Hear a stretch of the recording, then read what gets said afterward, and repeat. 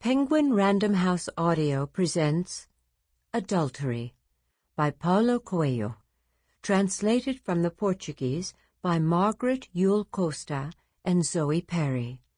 Read for you by Susan Denaker. O Mary, conceived without sin, pray for those who turn to you. Amen.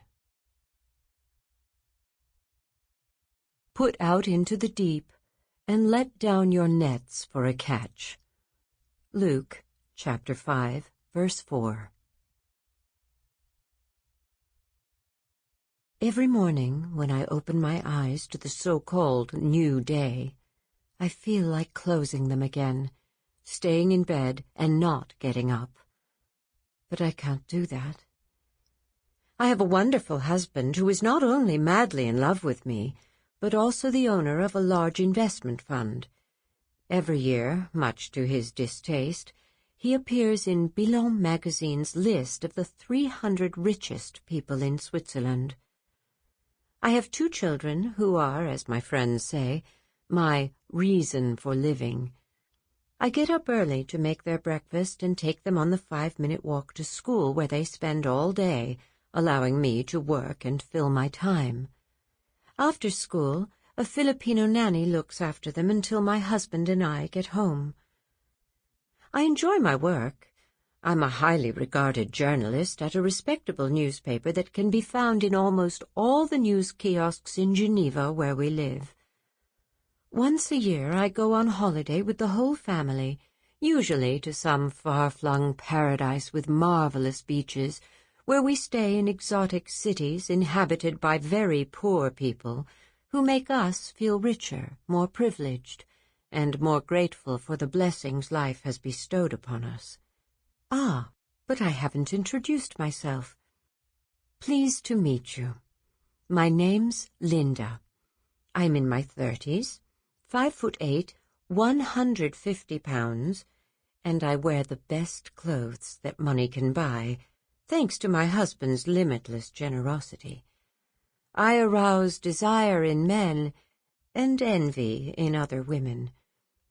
And yet, every morning, when I open my eyes to this ideal life that everyone dreams of having but few achieve, I know the day will be a disaster.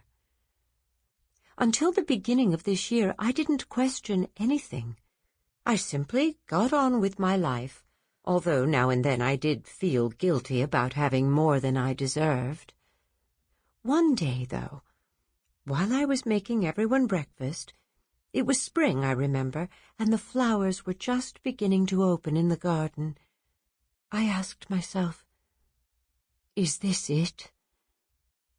I shouldn't have asked that question. It was all the fault of a writer I'd interviewed the previous day, who at one point said, "I haven't the slightest interest in being happy.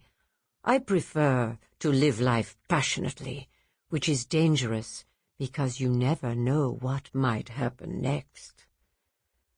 At the time I thought, poor man, he's never satisfied. He'll die sad and embittered. The following day, I realized that I never take any risks at all. I know what lies ahead of me. Another day exactly like the previous one. And passion? Well, I love my husband, which means that I've no cause to get depressed over living with someone purely for the sake of his money, the children, or to keep up appearances. I live in the safest country in the world. I have no problems to speak of, and I'm a good wife and mother.